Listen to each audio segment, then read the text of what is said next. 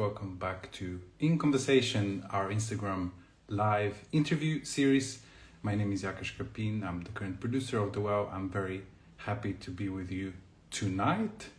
As always, this is also an invitation to join the global community of vocal improvisation, that is The Well, Global Vocal Improvisation Network. We mostly gather around the website that you can find at thewellvocal.com. It's open to anyone interested in improvising with the voice and body. You'll find events, resources, and the ability to join as a member and connect with the global community that is now more than 1,300 people in more than 50 countries. So welcome at thewellvocal.com. But tonight, today, it might be morning for you, middle of the day, evening. We are going to be chatting with Charlotte Roberts. She is also on our new Global Connectors program, where we showcase different members of our global community who are really dedicated to the goals and values of The Well and will be part of our programming for the year. Maybe we'll tell you a bit more about that later. For now, let's see if Charlotte is ready to join Slovenia to Australia.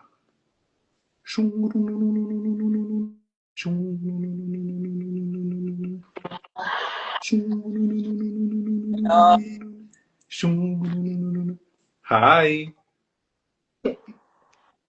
So first of all, it's very early morning for you, isn't it? Yes, yeah, it's 6 o'clock here. I really Yeah. appreciate you joining us this early. And I think this is also, I guess, a little bit of a challenge sometimes for us at The Well, how to actually engage people who are on very different time zones and finding the moments to do it. So we're very happy that you're on board and here to talk to us. And hopefully you feel kind of fresh and able to share about your practice. I Thank think you. because it's the morning, especially for you, for me, it's the evening, so I have lots of energy. But to start off slow, I just want to ask you at this stage of your vocal improvisation journey, what brings most meaning to you around voice, singing with others? So we start very broadly, just kind of sensing into, what you feel like you're mostly working with. And it could be maybe like a wake up question. Thank you.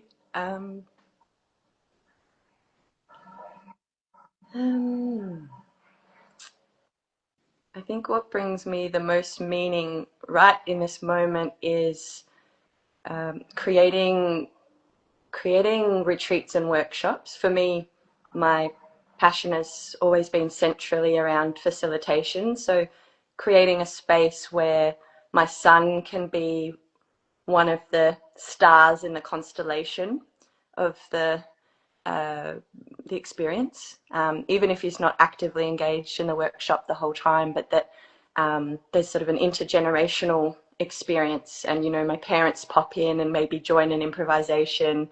There's something about the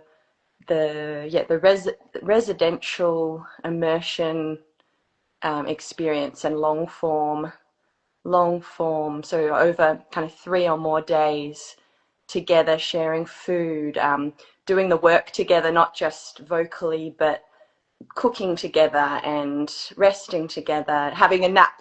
We have a nap after lunch, you know, these things that kind of because I'm living with a 3-year-old as a sole parent, there's this, you know, there's a routine to the day. So having a routine to the day, but it's you know, all of the basic things to tend to our bodies is there, and social connection, as well as these beautiful collaborations and creative explorations in and amongst a very grounded and balanced immersion experience. So that feels very meaningful for me, because I think it can make a huge impact on our lives outside camp to actually be in training this way of living in community. Which is sometimes also the challenge, right? When people come to shorter workshops, and what can you do in 2 hours, like to introduce them? And it's quite easy. Yes, you can create a space, but then in your everyday life, you can slip into, old habits and kind of feel again quite overwhelmed by it all. So, what have you noticed about this model? What changes for people? What do they say? Like, what is enabled because of the immersion? Especially in your case, it's a smaller group. So we know of like people that maybe do slightly larger retreats because it's easier financially. So you have, more than 12 people, or if it's a larger group, maybe it's more easy to like pay for the hire of the place and manage everything. But you specifically do longer immersions for smaller groups. So what does that bring to them or to you from their feedback and experience? Um, I think one of the things would be spaciousness.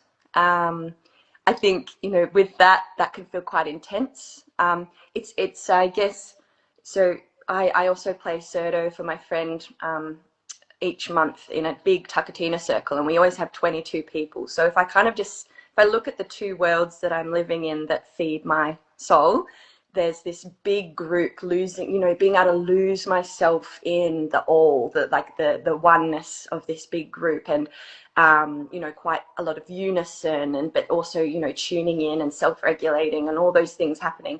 Whereas in a smaller group, I think what happens is that it kind of amplifies the things that are getting in the way. Maybe similarly you can do that in a big group, but there's also space to co-create. So participants, because I wouldn't, I've gone up to 7, but generally my sweet spot is 6 people.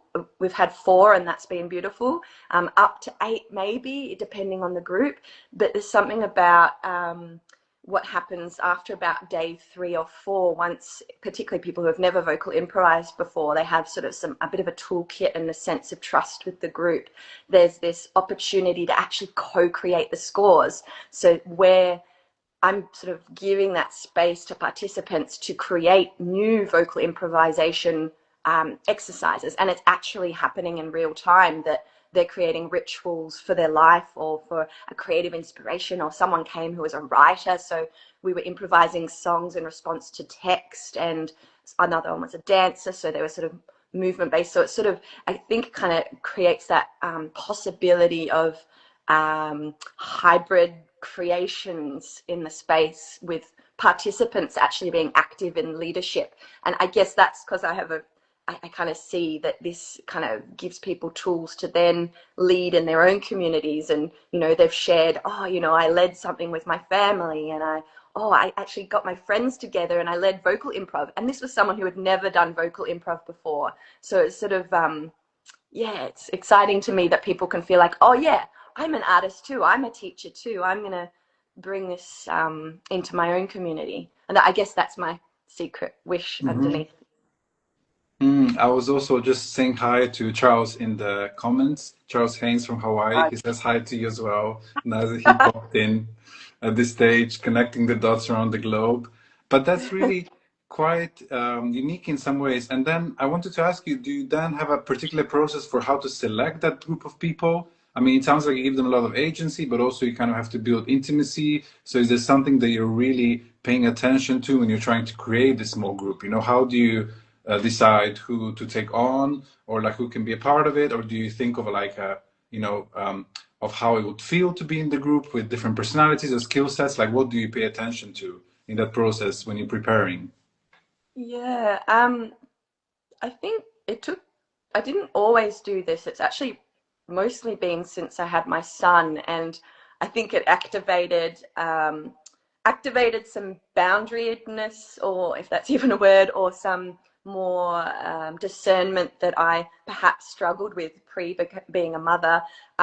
Is actually like, I'm running this in my home. So I live on a property that my parents own in Newham in Macedon Ranges, on Wurundjeri land. And here, like in this home where we live, like that's where I'm running the retreat at the camp. So I think, yes, firstly, it's sort of about discernment. Okay, is this someone who I'd feel comfortable my son being around for 7 days? But generally, like, it's actually more refined than that. When I have the chat, it's very rarely that someone isn't aligned. I have alignment calls. So Mm-hmm. if I've just briefly worked with someone, we might have just a little alignment call. And I include that as part of the cost of the camp, is that I'm actually taking time to get to know people. And I guess I'm asking, you know, what their intentions are short term and longer term.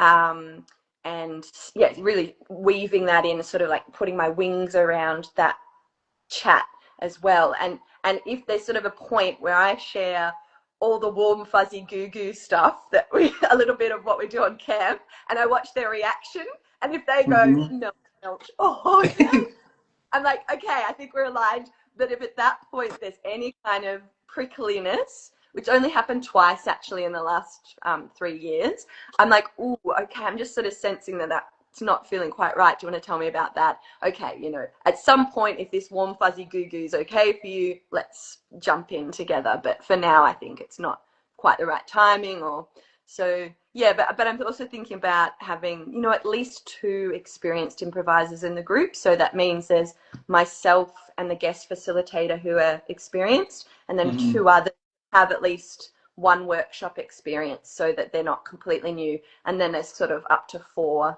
or 5 brand newbies who are kind of like, whoa, jumping in for the first time. Often because it's still a very fresh field, into like Yes. it's been around a lot in Australia for a long time, but it's not broadly experienced in an immersive way here. So yeah. So yeah, a lot of support and homey support structure. And then maybe personally, as a facilitator, I'm kind of interested in how do you kind of sustain the energy of the group, or do you feel like do you even have to be the person, you know, holding for the whole week? I guess sometimes people might have kind of maybe some, or maybe I sometimes have a little bit of, I don't know, nervousness around what you offer being useful enough or being practical enough. So it's not just, you know, like a too open of a process. So how do you, I guess, navigate the flow of the week? Is it something that happens fully intuitively, or have you learned kind of some things that really work in helping the flow happen? Is it different every time? Probably it's not working like in the same way with the, you know, because groups are so different to each other. Anything that comes to mind around the Oh, flow of the week? totally. Oh, this is totally my passion. Thank you for asking. So the 2 sort of main things came to mind for me. One is the the space between people and the space between the music and life. So that's I'll just going to flag them just in case I forget. Maybe Mm-hmm. might be you might be able to remind me. And the other one is the co-facilitation piece. So the first part would be, I think because of my facilitation background in experiential education, and then I'm also a student of psychodrama and sociometry. I think um, the and sometimes this is probably afforded by having a smaller group. I never feel like there's, like, it always feels very full, even if we're Mm-hmm. creating almost a 3-hour break in the day and sometimes half a day off. Like, it always feels fulsome, and bloodful and flow. Like, I think part of that would be, maybe it is just there's a very clear structure. That's part of it. Um, I think this is something that happens to me just before I facilitate, and I can relate to what you were saying. Is so you get to that precipice before facilitating or before performing, where you're about to step into the unknown, and it's that edge of, oh god, like, what have I got? Oh my god. Like, and I feel like I meet that usually in a week before camp. And then once we get to the orientation circle, and I can feel the nerves, and I think there's something about coming back into the body, that yeah. And I think that I noticed that last orientation, just, okay, all right, we could launch into the, what's camp about and what can you expect, or we could just take a pause and tune into our bodies and feel the space between us and notice the environment around us. Notice, you know, oh, it's a full moon. Well, obviously, it wouldn't be that. It's not always that when we start. Mm-hmm. Start.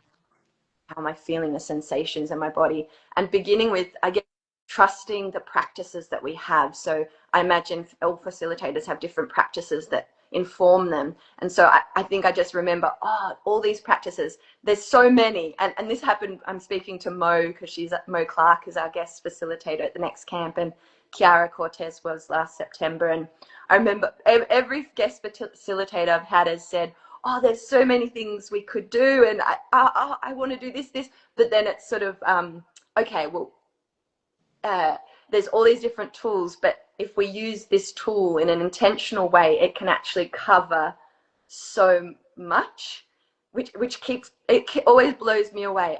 Okay, I didn't get to murmuration, or I didn't get to, creatures, that's sort of a Buto-esque voice play, but wow, but we got to connect to the land in this way, and we entered sort of with intentionality. And I think the intentionality then allows us to, if that makes sense. Yes, I think.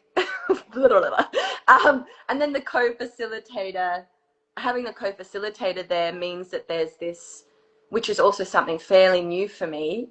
Pre-baby, I was sort of alone, do this thing, and was running workshops, and now having a co-facilitator means I can balance being a mother more.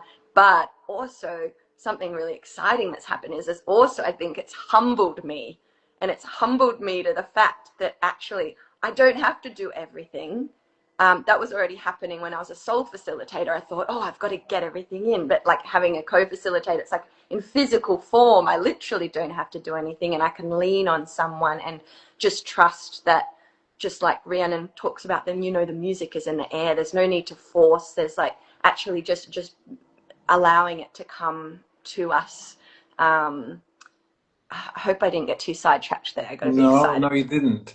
I just am reminding you about that part about the communal living and what happens outside of the sessions that you mentioned they want to also include in the answer. Oh, yes. Or not.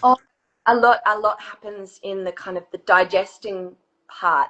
And I think that's really rich. I'm noticing this in a number of people's facilitation work in the vocal improv or body music field. And I think Takatina had a big influence, doing my Takatina training had a big influence on this for me. Also, body mind centering studies is the rest and the digestion is just as important as the activity, and actually having and I think these days there's a lot of talk of trauma informed work. This would be seen as very trauma informed, to at the beginning give people that option. At any point you can lie down, at any point you can go for a walk, because it sort of tells that little voice inside them that might get activated by improvising or kind of trying to get it right or stressing out.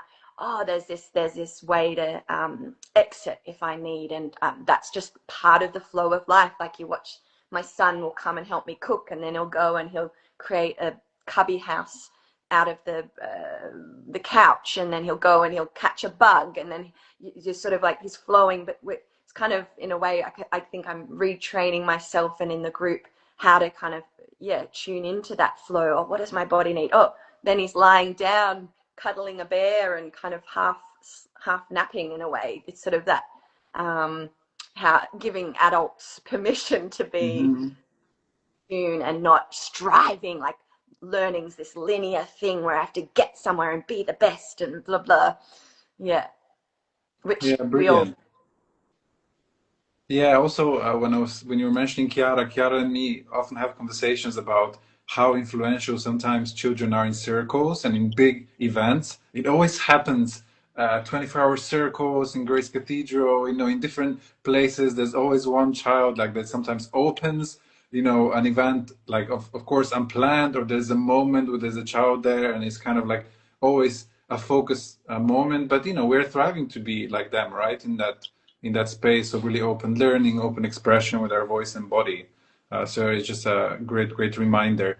You did mention a lot of your influences in vocal improvisation. So I, of course, also wanted to ask, whatever you want to share about your journey to this point, maybe how you came into this work or met Rhiannon or any other important influence, anything that you feel might help people to know you better, or things that you feel are like worth saying about, yeah, just your musical journey that led you to focusing on these experiences, processes?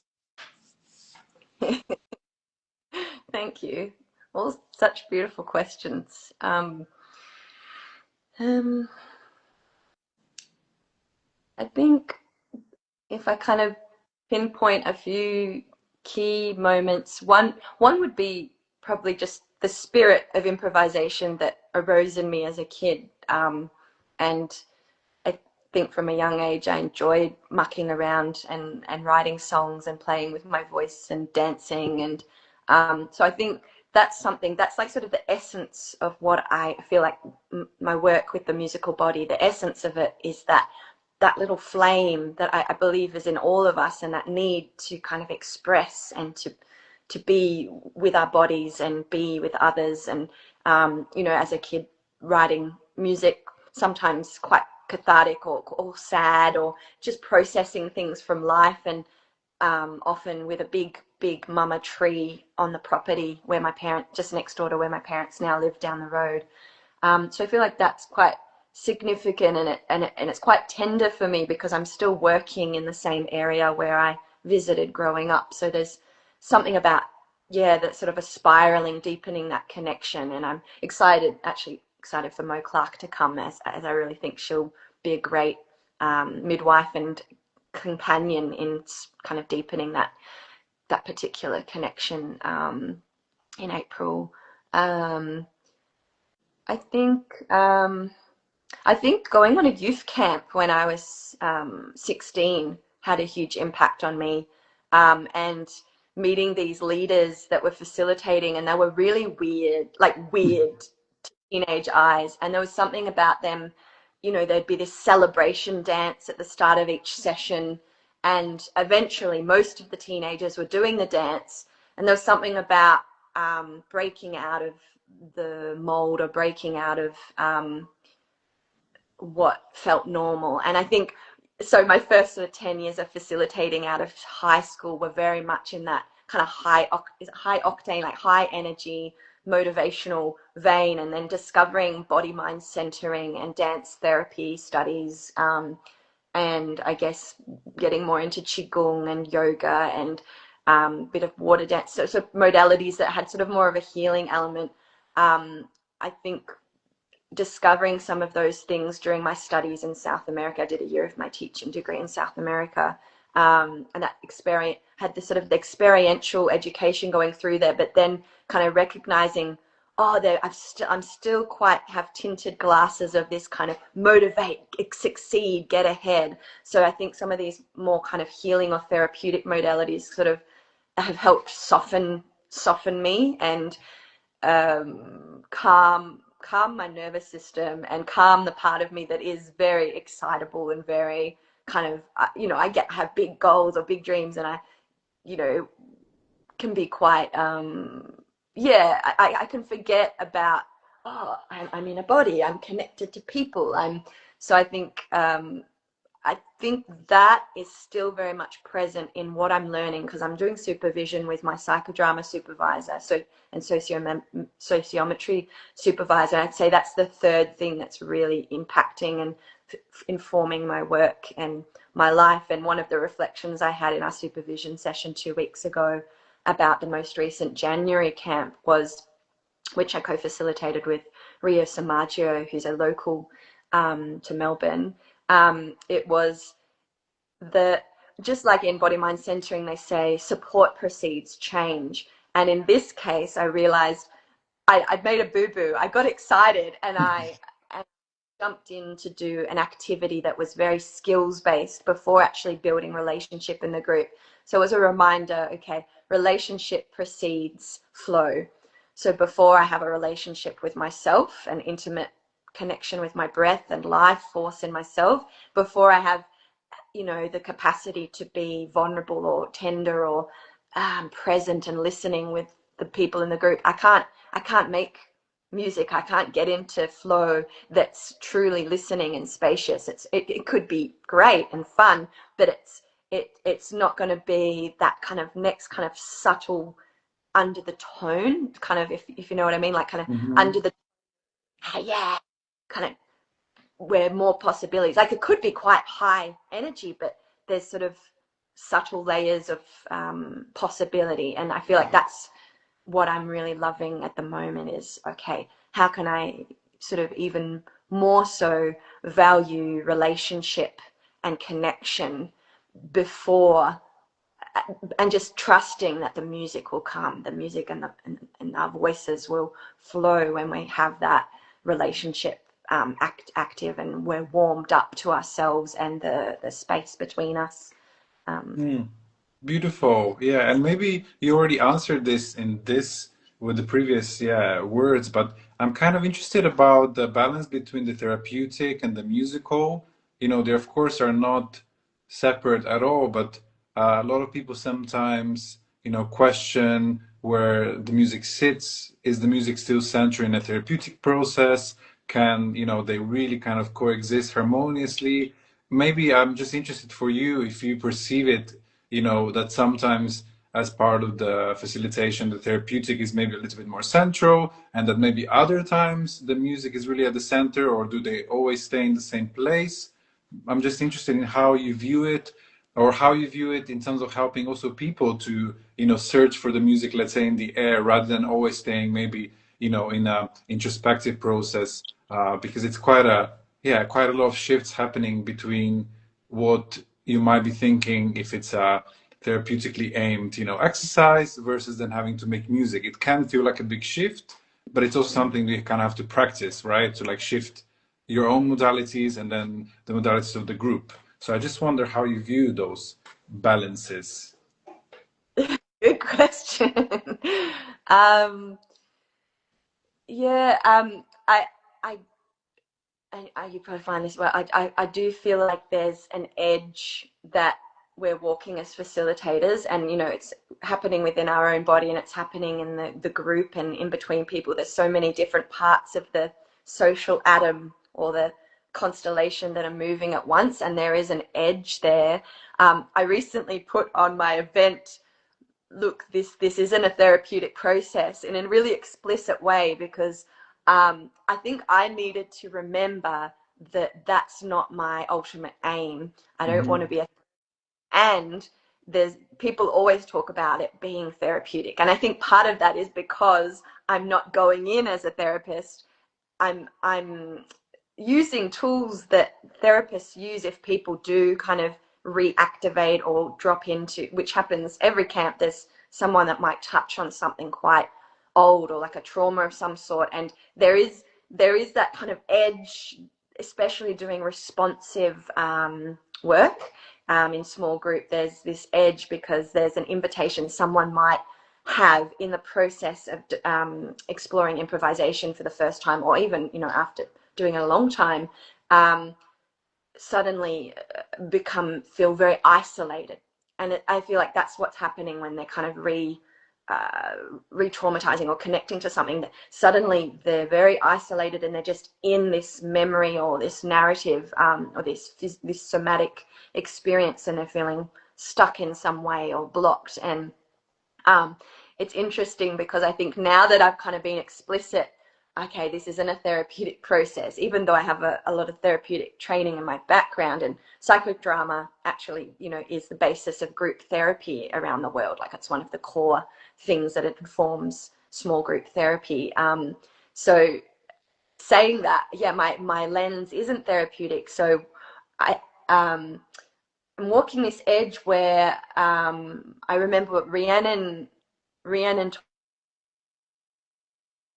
about keeping your eyes open, soft eyes, and I'm not completely, I don't have that as a blanket rule, but if I notice someone is, and this happened in the last few camps, someone's starting to, get very teary as they're doing something, and kind of, going into that place, there's sort of this invitation to come back, notice what's in the room, notice the people, who are you with, because what I see happening is that, yeah, it can be easy to just sort of isolate oneself and go into that. And maybe sometimes in a big group experience, we can stay in that somehow. Welcome back.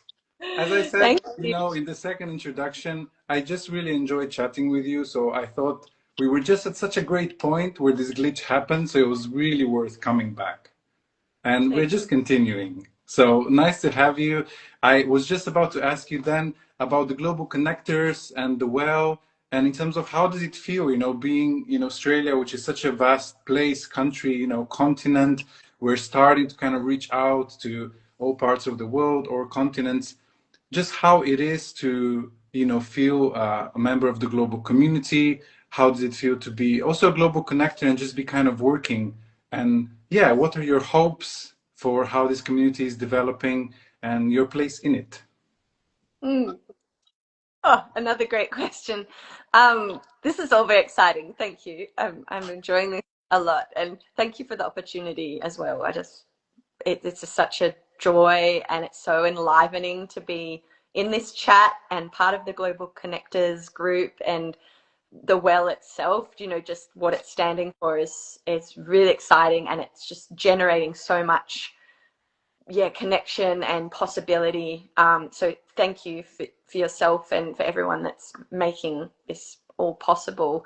Um, um, I'm super excited to be a global connector. It feels quite an honor. It feels like it's naming something that feels really important to me, which is building building more connections in Australia, building more opportunities for people to experience body-based vocal improv, or body aware vocal improv, and or body music, ways of connecting um, together through music, through improvised music, and through the voice. Um, I guess I have a dream to, and I think this is sort of why I'm really focusing on the week form, and I think I probably will for quite a while to come, especially with my little boy.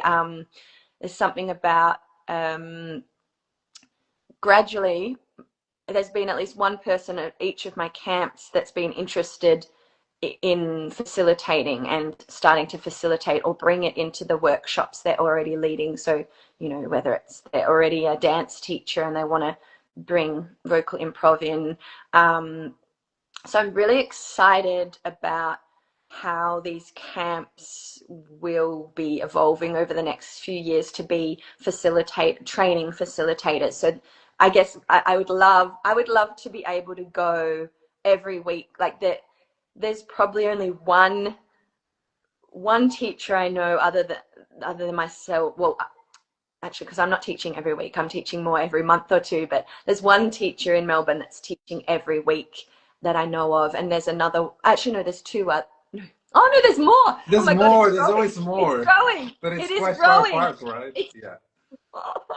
so it is growing. I go, okay, this is the person who I like to go and study with, but there are others, and I feel like they've all got different people that inform their practice, so they'll appeal to different people. So there are actually more than I initially think. So it is growing, and that's exciting to me because I'd love to be able to pop in on a weekend to a big group vocal improvisation, a circle singing event, or something like that. And I'd love that to be happening all around Australia more regularly. And yeah, I think it's not widely spoken about. So things like contact improv or yoga. I don't say that with a negative idea of yoga, but they're popular, they're known about. Whereas sort of vocal improv, and particularly vocal improv where there's that listening element, Mhm.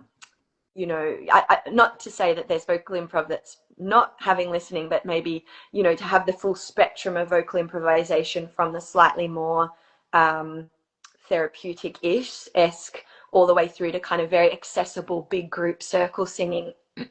So kind of, or slightly more structured taccatina or musica do circolo, kind of maybe there's more of a spiral of different approaches. So I'd love to be seeing all of that spiral present here Mhm. more often and more known about would be great. Yeah, Brilliant. And before we talked already a bit about your vocal camps for small groups, how they happen, what kind of supports your pedagogy as well. But as you just mentioned, yeah, other approaches.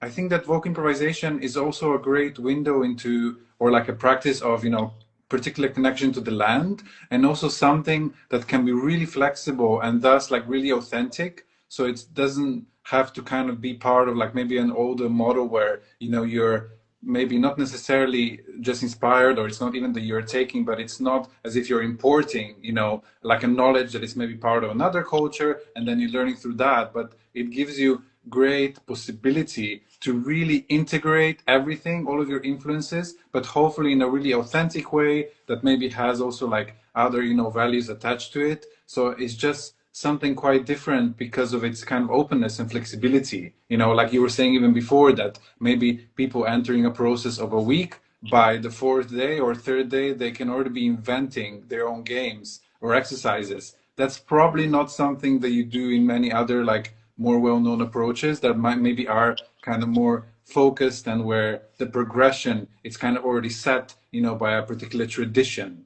How do you view Mm. that kind of openness? What does it bring? Um, well, actually, I think from I guess a psychodramatic standpoint, and one of my mentors, who I love going to classes with, Hilda Knottenbelt, who's really I'd say she's the elder of improv in Australia. Um, I don't think there's many elders in who are based in Australia in vocal improv specifically, but there's something actually quite um, structured about that actually it's quite predictable in a way. Like, so just like, in a Takatina workshop, I know that I'm going to explore energy lines at some point with my Berenbow and kind of step on a shadow rhythm that's going to, take people into chaos. That I know that that's a progression that I'll do at some point when if I'm facilitating Takatina, for example. With the musical body, I know, like, it is actually a very known structure for me for now, that a good 2 to 3 days of a 7 day period are going to be mainly sitting in that, like me before camp, but now with the participants, um, what structures do you want and need? Kind of, I loved when Kiara was here because of her nonviolent communication background, that kind of requests, and I like framing them as requests or wishes or dreams or hopes. So kind of, I guess it feels to me just as structured as the Takatina stuff, because it is very rooted in that experiential education background I've got, and the psychodramatic approach, which Hilda does so beautifully in her creative voice, which, she's been a great mentor for me. It's quite vulnerable as a facilitator sitting in that, because sometimes, it's like, oh well, I don't feel like the group I don't know, does the group need that? Or there might be Hmm. parts of me that are in response to that, but that's actually, to be honest, that doesn't generally happen. What am I trying to say? I think what actually happens within me is someone, this only happened recently, someone requested to give a song to somebody who was in pain, and I questioned that because I was like, oh, but what about for you? But then on reflection, I'm like, well, actually, that's trusting that this person, they know that they don't have to be the center protagonist of an improvisation for it to serve them. They were actually really serving the group. So that was another humbling moment where I went, wow, this structure of allowing others to take the lead actually brings all these things that I love as well.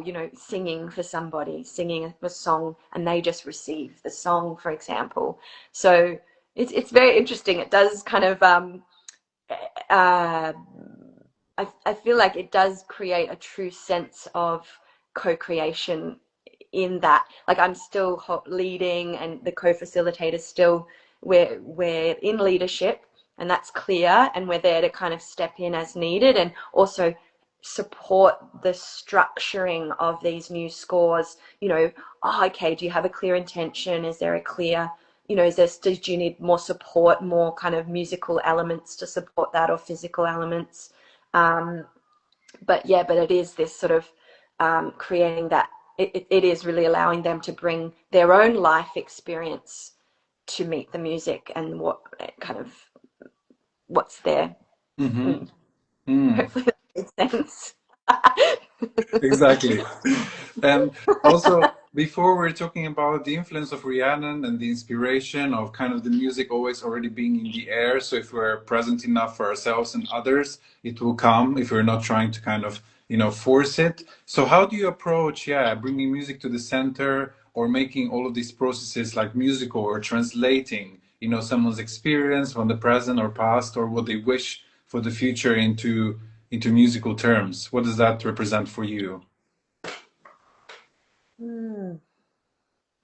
I find myself saying different versions of open up your hearing, create space, uh, improvise in relationship to silence, and that feels like something I repeat a lot. And one of the participants teased me about it last time.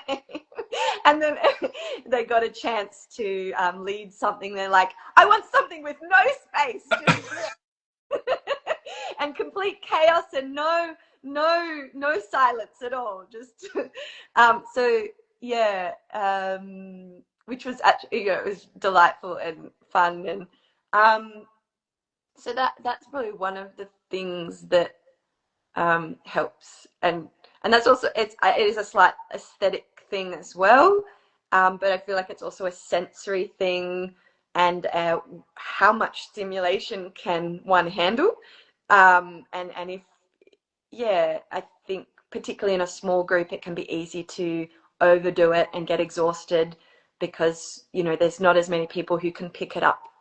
um, so that I think that's something I probably have to be extra mindful of in a smaller group, that people aren't overstraining and over working themselves.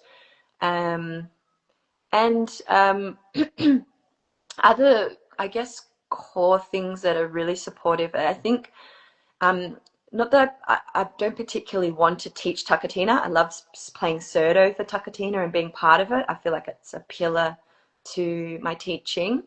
Um, but saying that, or and the aspect of rhythm and within the musical body, I think, um, is something very uniting. And having Ria Samaggio, my friend, as a guest facilitator last camp, there was quite a rhythm focus, because she's also a Takatina teacher and percussionist. And so I think giving people those tools early on in those sort of, in group work theory, they talk about the storming phase or the forming phase of a group. So really, in those first 3 days, that's where it's like, okay, I'm going to be quite didactic. It's going to be more of a, on that end of the spectrum that I was talking about before. Oh no, this end, the like more didactic, giving parts, like in a circle song, for example, and like slowly giving very soft, emergent introductions to more free will and kind of like, and even within that structure, inviting people to really tune into themselves and their relationship to others and the space and the land. And so I guess that kind of that those first 3 days really deepening. Okay, we can always come back to this. You could always come back to this. Um, oh, if we played with a ta, ki, ta, ki, and then what if they're just playing with a ki,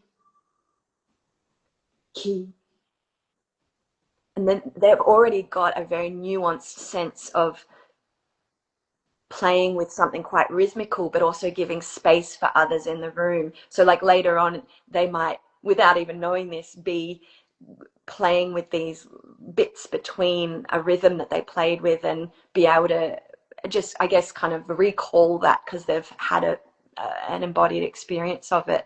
But then also in the moment, coming back to those a bit, even as we get into the more emergent co-created ritual time, the last few days, coming back every day. Like in the morning we'll do something somatic, body based, or rhythmic based, or you know, or a very specific extended vocal exploration, you know, a bleat or a cry or a yodel. Like we have cows that yodel in Australia, so You that's do? always, yeah, I grew up with yodeling Well, cows I that think you might have to moo, demonstrate. moo. Sorry? I was just about to say you might have to demonstrate because I think that's something to be. Moo. Moo. They're incredible. Maybe that's a universal thing, but anyway, when Sonia came, Sonia came over to visit and did some wild yodel, yodel, yodel, last year, and I should have my little bell that she gave me. That was gorgeous, and Wild, I so want that wild as yodeling well. with the cows, and everyone's Yeah, yodeling basically. no, well, yeah, we didn't actually.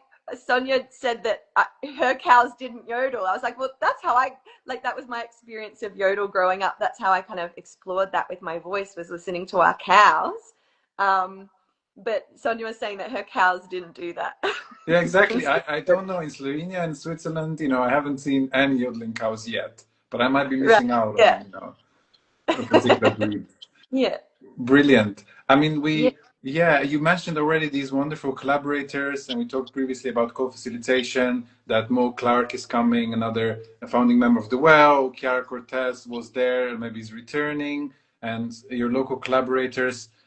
You also met Zuza, right, in Australia Mhm. from Musica do Circolo. So it's Yeah. kind of, it's all really bubbling up. Maybe just one more time, whatever you want to say about co-facilitation and what it brings and what excites you about working with people just collaboratively and holding the space together rather than just by yourself. Um, yeah. I on a base level, it's kind of like, if as a sole parent, if I want to keep doing the work, I need support. So that's sort of like the base level. Okay, survival. I need a co-facilitator for survival. Then like I guess like the branches of it is, wow, you know, we can kind of touch all the way over there and all the way over there, but I don't have to do all that. I can just focus on this. So it's like, suddenly we're more octopusy and like, so it's, I guess it's more breadth to the work, more ease as a facilitator. I think like probably the trunk of it is that, how cool is it, just like this conversation, how cool is it to have a playmate or a companion for life, like for what you love. Like it's just having a co-facilitator, we get to debrief together. I have someone to kind of down, like, oh, okay, well, I'm not sure about this or that, or like, you know, I think I'm quite extroverted, so I like having that company. So that's quite central as well, kind of having a companion to, as well as the expansive, and you know, challenging each other and stretching. And then I think up here, if I was in sort of the leaves, and the upper branches would be, I kind of more connected to that vision. And I put it on my website as well, a connection to the Well, and also some WhatsApp groups and Facebook group for the Australian network or community, to build that, and so more people share their events and then connect to the Well as well. Mm-hmm. So I guess up here would be co-facilitating brings an awareness. Oh, this is a thing. Oh, there's cool people coming from overseas. There's Zuza, there's Kiara, there's Mo, there's, you know, like, oh, this is, oh, what is this? It might draw attention to something that's quite intimate, and, you know, we know how beautiful and intimate and lovely it is, to actually make it more visible, like you're doing with the Well. Like that's huge. I never would have imagined filming what I do, because I was like, oh, you know, it's just so personal and blah blah. But you know, last camp, because of Kiara's influence, I started filming things, and I was posting all these little videos, and I was like, hold on, I was holding it too sacred. Like, Mm-hmm. you know, I do believe you know, that things can be sacred, but, you know, in the sense of And like shared at the two, same time. Yeah. sorry, And but shared at the yeah, same time. yeah, like it can be precious, but yeah, but shared, yeah. So it's almost like too rigidly holding that I have to protect and like, but maybe that was part of the therapeutic lens as well. Now I'm like, oh, actually, no. Um, you know, everything that we're doing is going to be naturally therapeutic, but so why do we have to be rigidly hiding our pain if it happens to come out in a song, you know, if it's being held well? So that, yeah, yeah, that, and also, yeah, and I'm really hoping to have more Australian guest facilitators as well to kind of bring, I guess, bring them out of the forest that's not particularly, like, not super visible in the daily life of an Aussie, you know, that this work that's happening in very intimate ways, like, you know, in Melbourne there's a few, like Jacinta and Vicky and Hilda and a few people I know of in other parts of Australia that are teaching, and it's quite, you know, it's quite niche and it's quite like sweet. What if these, you know, and that's not everyone's goal as well. Like I acknowledge that not everyone's going to want to be on a social platform sharing what they're doing, but, you know, just to have the possibility there and the option there. um yeah, yeah.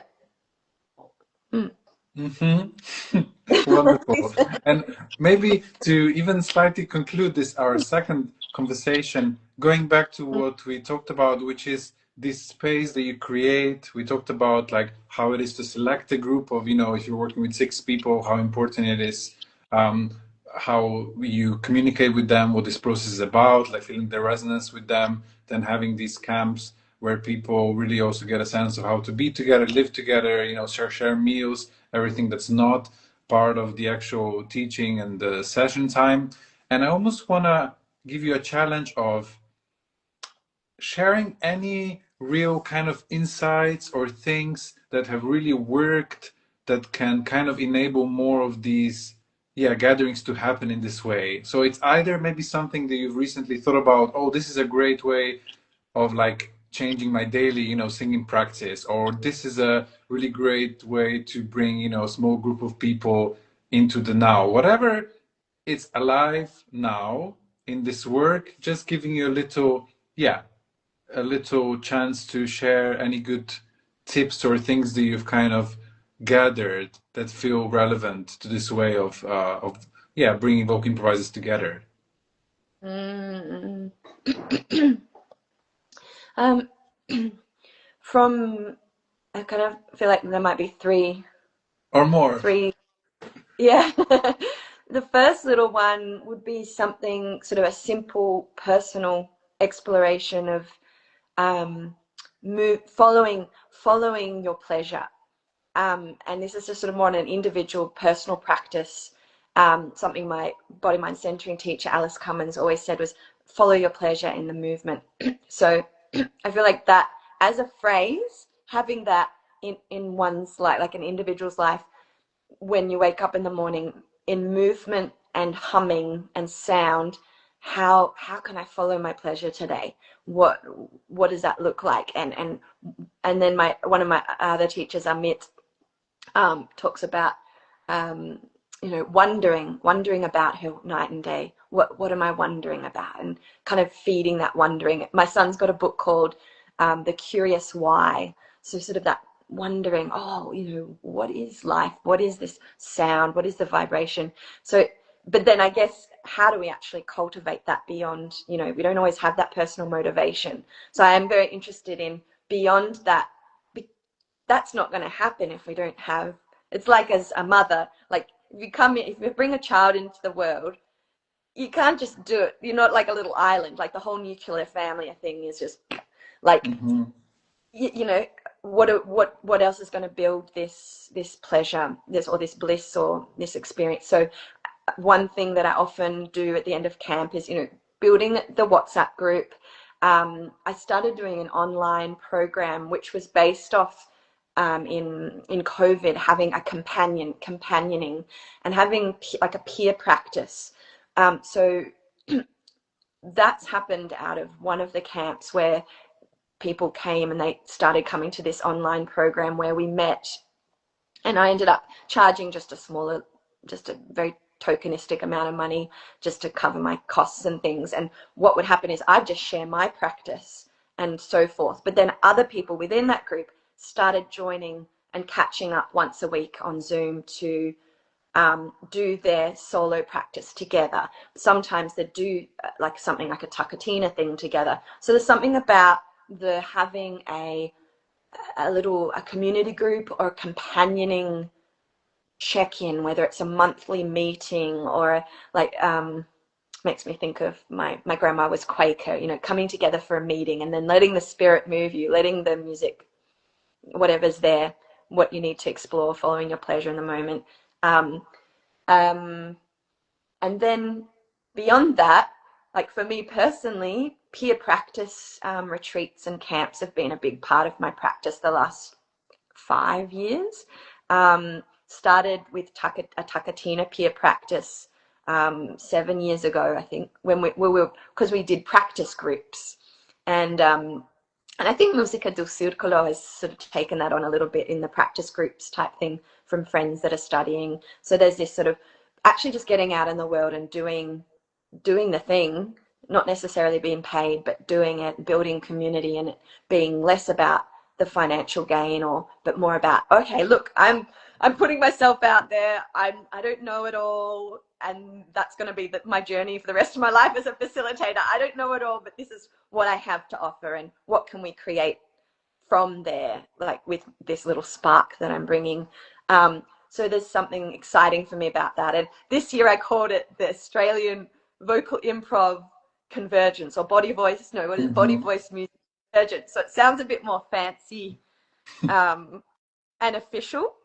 And I've never charged money in the past. People have just chipped in and we cook. Everyone cooks, but I'm actually going to do some of the catering so that we have more time to play. So I've included a cost this year, which also feels like a big step and edgy as well, because, you know, we do this for the love, but we've also got to eat and take care of our families. And so anyway, that for me as a facilitator and someone who knows how yummy this work is for me, creating a space where I can be with other facilitators and feel inspired and excited and see the field building in real time, of connection and sharing of skills and sort of, yeah, creating more of that collaborative mindset within a country that's very, very spacious, and we're very distant from each other physically, and also, yeah, we haven't been, other than these small retreats, there hasn't been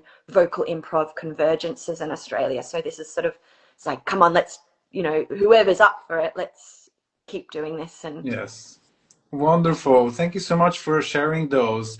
Thank you for being who you are, also a well connector for this year. So people get to meet you more also in the open forum in June, which all members are welcome to. So hopefully people also can go to the Well Vocal and become a member if they're not yet, if they're listening. Also, the next open forum in March is with Rhiannon. So people also saw that invitation and are going to join.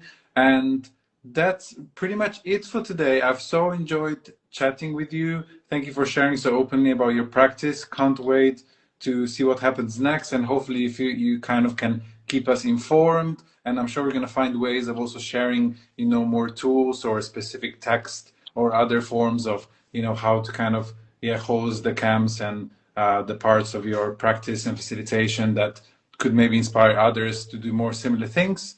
And I wish you a wonderful day. Thank you for waking up early. it's a pleasure. I'm definitely a morning person, Yaka, so it's, Brilliant. yeah, yeah. But we do have Thank more meetings, you know, when we're trying to figure it out. The next meeting that we have is actually a late evening. So let's see you. how that one goes. We're going to try all the time zones just to kind of I make might it be in work. bed. And I'll have my feet exactly, up, yeah. exactly, and stay connected. But thank you, Charlotte, for today. It was a pleasure chatting with you. Good luck with your next camp, and we'll keep in touch through the well. Thank you so much. Thank you for having me. Thank you for, yeah, it's such a joy to talk about this stuff. So, yeah, a pleasure. Thank Thank you for Yeah, and inviting. hopefully meet you in person one day and sing. Yeah, So far, we have Chiara kind of traveling, between Italy and you. So I feel like I'm singing with you through like other people that visit, but hopefully also in real life soon. I'd love that. Okay, all the best. Thank you, Charlotte. Thank you, everyone, for listening. See you next time. Bye See bye. you. Bye bye.